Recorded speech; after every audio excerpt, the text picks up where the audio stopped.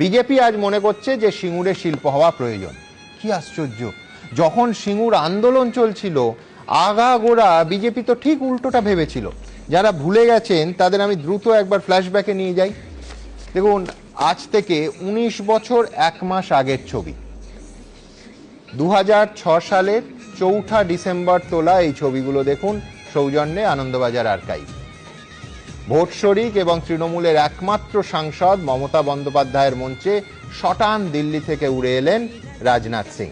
তখন তিনি দিল্লির বিজেপির সর্বভারতীয় সভাপতি, মানে দলের সর্বোচ্চ পদে আসীন। ঘোষণা করেছিলেন যে সিঙ্গুর ইস্যুতে বিজেপি মমতা বন্দ্যোপাধ্যায়ের পাশে আছে।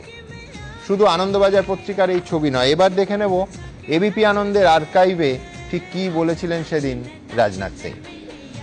दूसरी ममता बनर्जी हमारी एनडीए की एलआई है। भारतीय जनता पार्टी पश्चिमी बंगाल में ममता बनर्जी के साथ है।